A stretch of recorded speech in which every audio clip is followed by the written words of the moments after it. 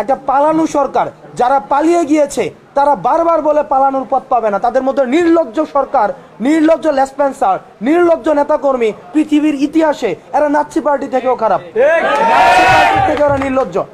আওয়ামী লীগের পুনর্বাসনের ক্ষেত্রে ফেসিবাদ বিরোধী যে রাজনৈতিক শক্তিগুলো ছিল 5ই আগস্টের পূর্বে, সেই প্রত্যেকটি রাজনৈতিক দল আওয়ামী লীগের পুনর্বাসনের প্রশ্নে জিরো টলারেন্স, ছাত্র সংগঠনগুলো জিরো টলারেন্স নীতি অবলম্বন করবে। সবাই একসাথে এসেছিল বলেই আমরা সামগ্রিকভাবে বৈষম্যবিরোধী ছাত্র আন্দোলনের নেতৃত্বে আমরা ফেসিস্ট এবং খুনি শেখ হাসিনাকে আমরা স্থায়ীভাবে বাংলাদেশ থেকে উৎখাত করতে পেরেছি। এবং এই স্থায়ীভাবে উৎখাত করার পরে আমরা একটি আমাদের প্রত্যাশিত বাংলাদেশের যে যাত্রাটি, সেই যাত্রাটি এখন শুরু হয়েছে। Introducing High Class by Akij Port.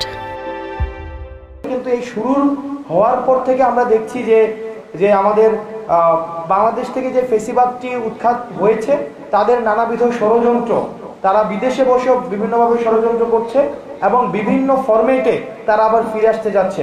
এখন আমরা আমাদের জায়গা থেকে আজকে আলোচনার মধ্য দিয়ে আমরা কিছু বিষয় সিদ্ধান্তে পৌঁছেছি।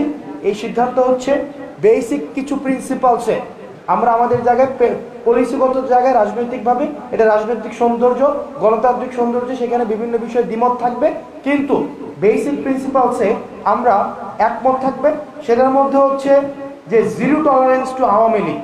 আওয়ামী লীগের পুনর্বাসনের ক্ষেত্রে ফেসিবাদ বিরোধী যে রাজনৈতিক শক্তিগুলো ছিল 5ই আগস্টের পূর্বে, সেই প্রত্যেকটি রাজনৈতিক দল আওয়ামী লীগের পুনর্বাসনের প্রশ্নে জিরো টলারেন্স, ছাত্র সংগঠনগুলো জিরো টলারেন্স নীতি অবলম্বন করবে।